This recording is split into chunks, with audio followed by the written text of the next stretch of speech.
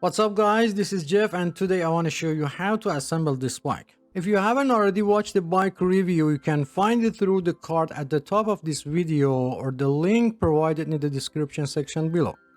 I apologize for the previous videos that only had music in them. Due to copyright issue, I had to replace all the sound with the just music.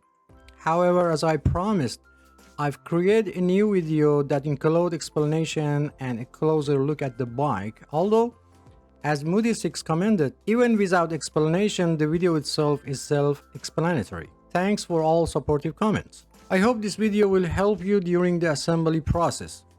Before you start assembling the bike, it's important to note that the bike comes with a 1-year warranty as mentioned in the manual. To use the warranty, you will need to submit the warranty form along the purchase receipt, the bike serial number located under the body, and the bike model. You can find it on the frame. If the bike doesn't come with the manual, you can visit the manufacturer's website to access the required information and fill out the necessary details. To assemble this bike, you will require the following tools: a Phillips screwdriver, preferably in size 2 or medium, wrenches in size 10, 13, and 15 mm, Allen wrench in sizes 4, 5, and 6 mm. If you don't have the specific 10 and 13 mm wrenches, you may utilize an adjustable wrench instead. However, it's required to have a 15 mm open-end wrench available. I generally recommended utilizing a 3-way Allen wrench with sizes 4, 5, and 6 mm. These sizes are more commonly employed and can endure significant pressure during assembly. If you need to purchase these tools, I've included a link in the description section below where you can find them at the lowest available price. These bikes are manufactured in China and their measurement system is based on the metric system. However, you can also use inch wrenches if needed. The wrenches may feel slightly loose in some instances, but they are still capable of tightening the screws and nuts. These are the size of inch wrenches that you can use. Some parts of this video are common to all bikes, and in order to be able to give you a complete explanation, I've used several bikes. So don't be surprised if you see different bikes in some part of video. Okay, let's start. First, check the box completely to make sure there is no any damage. If the box appears to be damaged, when opening it, make sure the bike parts are not damaged in the damaged area of the box. Avoid tearing the box completely when removing the bike. Why? The reason for keeping the box is that the bike may have been damaged during shipping and you plan to return it to the store and you will need the box for return process. Before returning the product, you can contact manufacturer customer service and ask them to send you a damaged part free of charge. Each store considers a return time policy for itself. For example, eBay or Amazon, you have 13 days to return the product. Make sure they get the part to you before this date, otherwise return the product. To open the box, use a 1/2 inch deep cutter or knife and start by cutting the top and side of the box. Even you cut through the middle of the top, as long as your cutter blade dip stays within 1/2 inch, it won't affect the bike.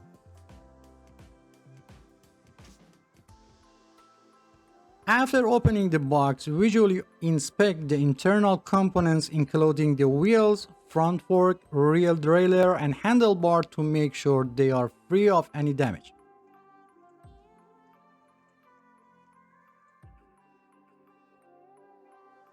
After making sure that the bike components are intact, you can take the bike out of the box and still avoid tearing the box. To safely remove the bike, it's recommended to bend your knees slightly and place the box vertically and start taking the bike out in a slow and controlled manner. Pay attention to your posture. Do not put in too much pressure on your back to avoid muscle cramp. After removing the bike from the box, do not forget to check the inside of the box completely and do not throw away until you finish assembling the bike. Many times it happened that a small screw or nut was still hidden inside the box, even under the flaps. For ease of assembly, remove all paper and plastic cover from the bike. However, be careful not to damage the paint on the body when removing them, as this may lead to rust over time. Also, be sure to remove any remaining tape from the body, as it will change the bike paint over time. Sometimes, especially for bikes 24-inch and up, removing a bike tire can be challenging.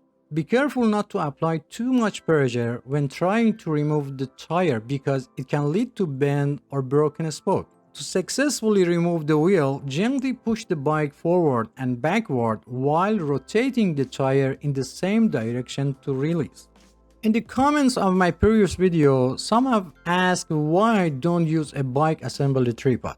Well, let me clarify that I assemble bike for regular folks, not experts, and I don't know what percentage of people have a bike tripod. Second question, why do I choose the assembly bike on the floor instead of the table?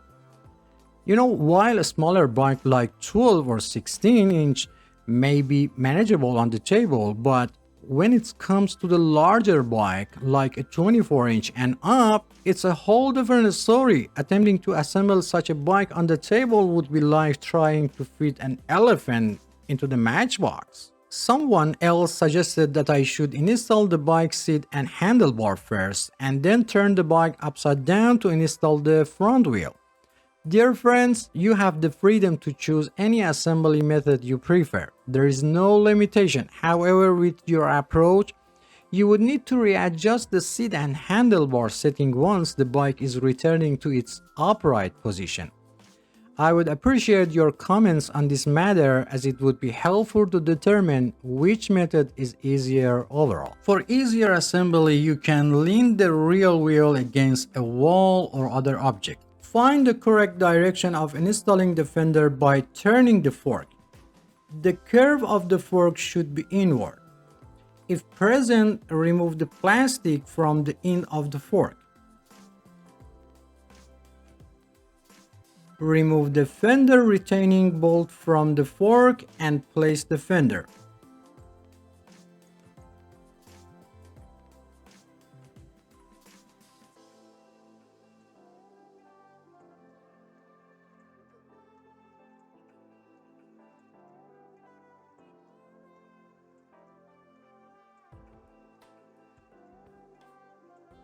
Put the bolt in the hole and push the fender up and tighten the bolt.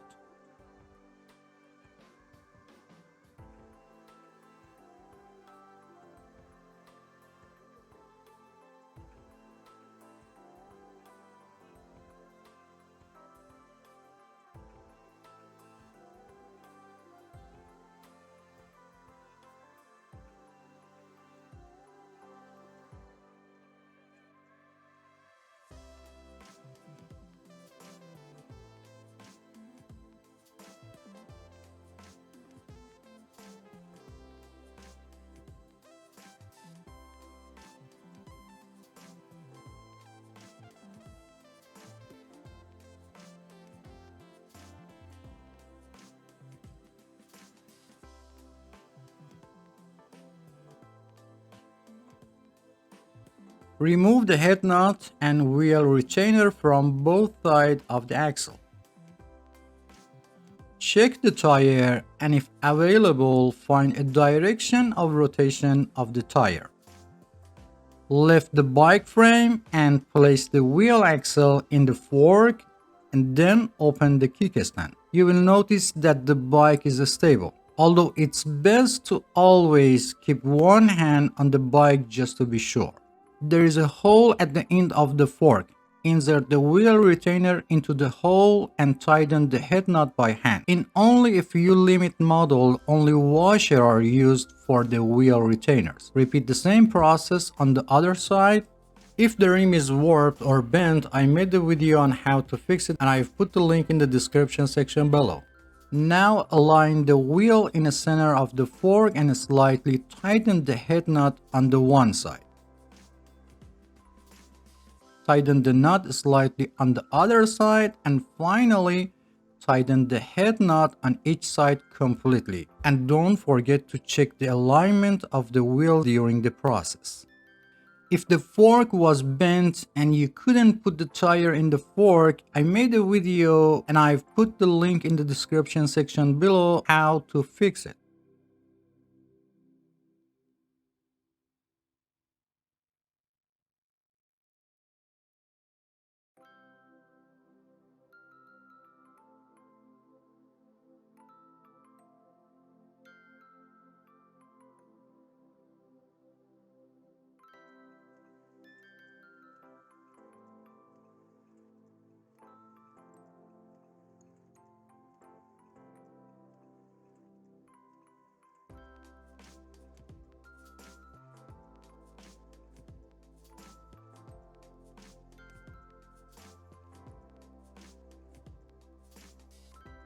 If the reflector is loose, align it horizontally and tighten it with the Phillips screwdriver.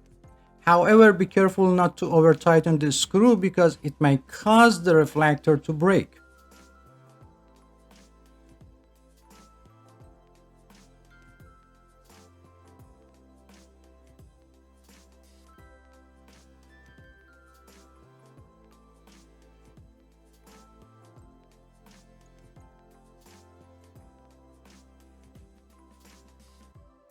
Remove the plastic cover from the end of the steam rope. If it's difficult to remove, unscrew the steam bolt and remove the plastic.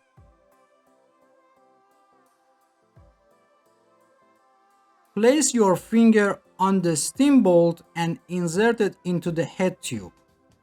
If it doesn't fit, loosen the steam bolt a little and try it again.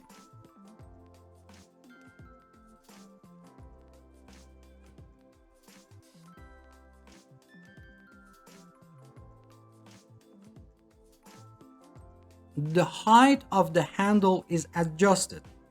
You can increase the height by half the length of the steam rope. Look for a specific mark or color on the bar to indicate the maximum height. For safety, the mark on the rod must be inside the tube. In rare cases, the hole may not align properly and prevent the rod from going in place. If this happens, use an iron file to slightly open the head tube. To adjust the distance between the handlebar and rider, loosen the front steam bolt or screws and make the adjustment while the rider is sitting on the seat.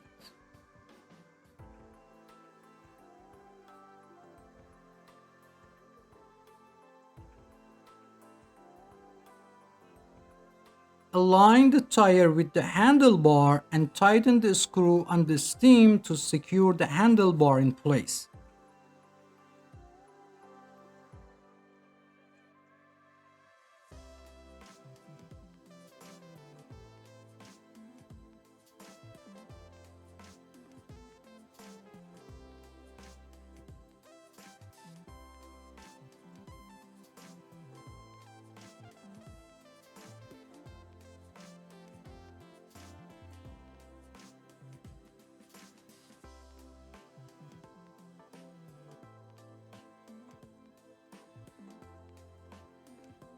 To install the pedals, find the right side of the pedal by checking the letters R or L labeled on the pedals.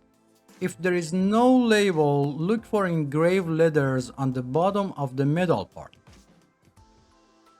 If the chain has came off the sun wheel or sprocket, reinstall it by placing it on the sprocket with your thumb and turning the pedal once.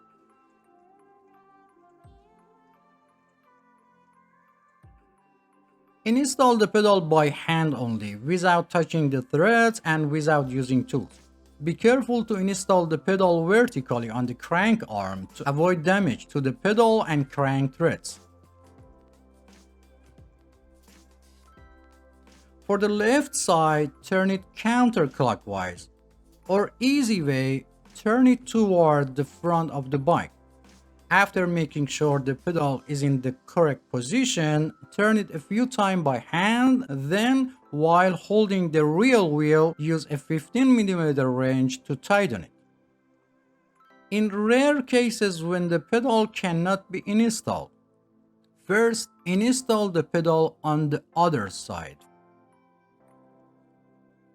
Sometimes the pedal may be labeled with the letter L, but both pedals are designed for the right side of the bike. If it's not installed on the opposite side, go back and install the pedal from the inside of the crank arm in the opposite direction to the rear of the bike. This is done when the pedal or crank thread is damaged, and reversing the installation direction will help rebuild the thread paths for proper installation. Also, if the pedal installed in this position, then you know you have selected the right pedal.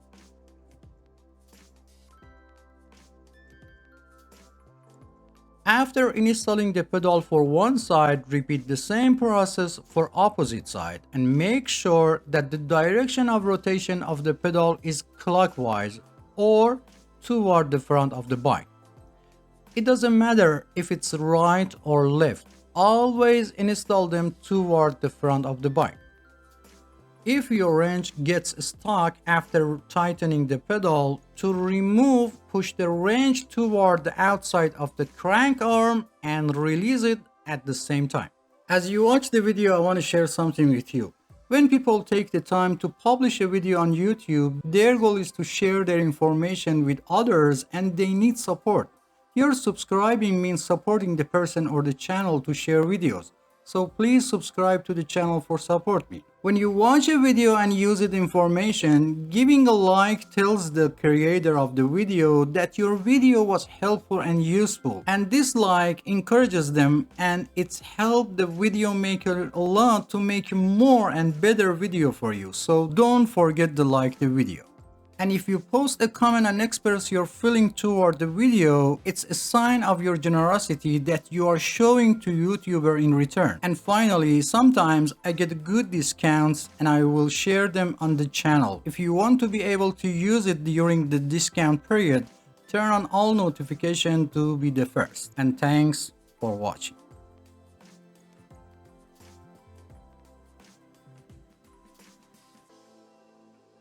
If the rear fender is loose, push it up and tighten the bolt securely.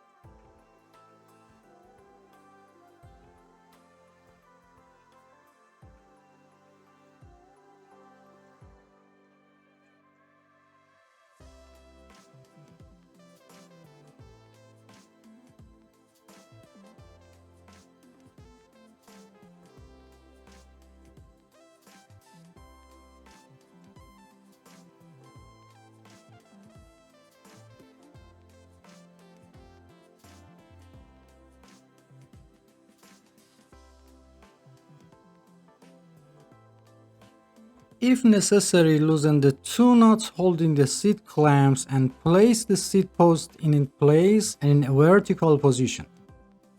Tighten the nuts on the both sides of the seat clamp from the left and right and make sure that the seat post doesn't move. If the seat reflector is loose, use a Phillips screwdriver to tighten the reflector screw until it cannot move. Make sure the reflector is level and positioned correctly and be sure not to over tighten the screw as it might break the reflector. I recommended installing the reflector close to the seat lock after adjusting the seat height. Note that I'm mounting the reflector close to the seat for minimal height. Open the quick release seat post lever and place the seat post in the desired position.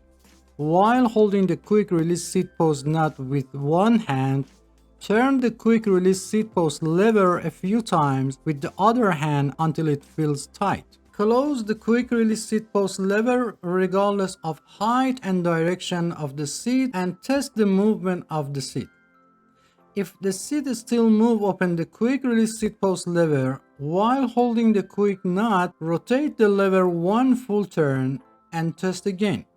Repeat this step until the seat stops moving. After the seat is secure, open the quick release seat post lever and adjust the height and direction of the seat and close the quick release seat post lever.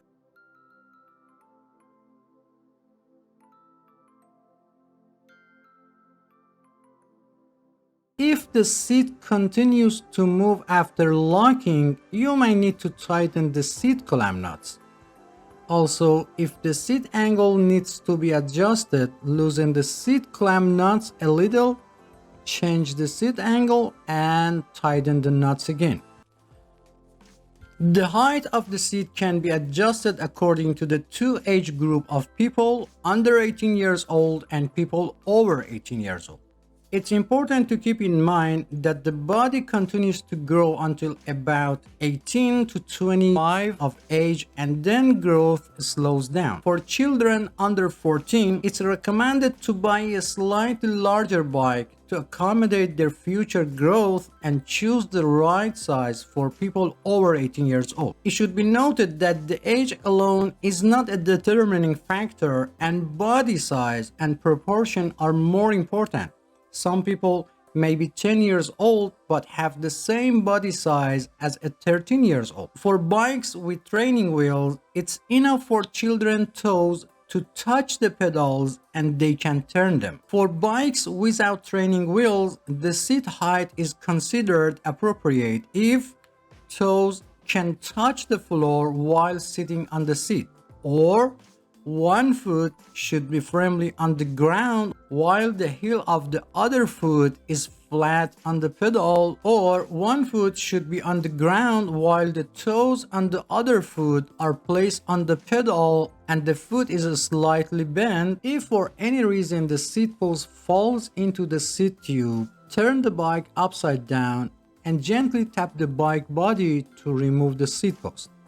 Another solution to prevent the post from falling inside the seat tube is to install the seat post alone first and then attach the seat. This eliminates the possibility of the seat post falling into the pipe during the installation.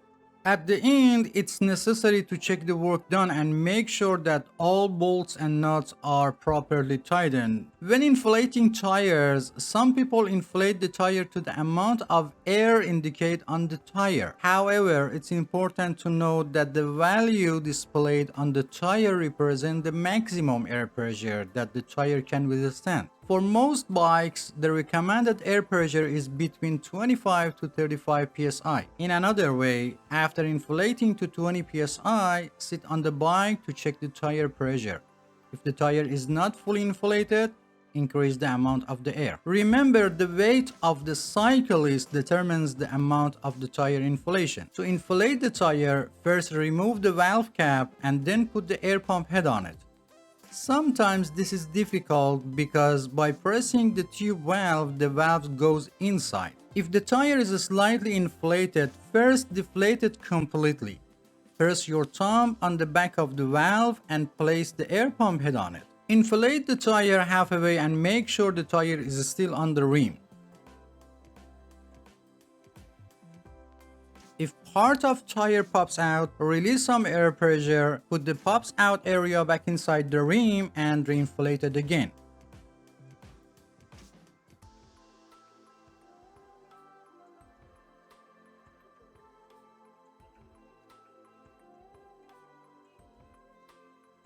Over 90% of bike tubes have a Schrader valve, while the rest have the Presta valve.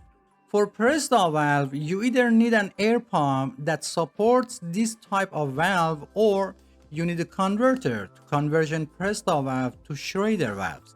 To inflate the Presta model, first tighten the nut holding the valve on the rim, then remove the valve cap and open the nut above the valve all the way.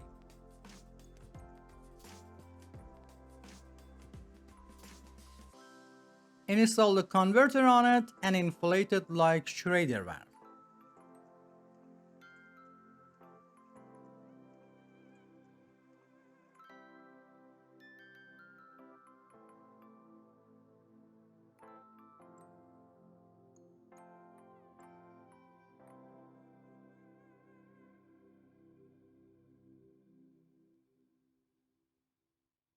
After inflating, first remove the air pump head, then remove the converter and close the nut above the valve again.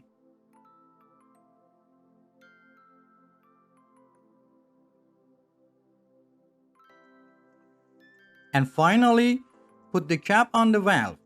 If the nut holding the valve on the rim is loose, tighten it again. And finally, it's very important to teach children how to use brakes before riding a bike. Many accidents of children with trees or walls happen because they are not familiar with the braking system. So spend at least 10 minutes and teach them, and don't forget the helmet.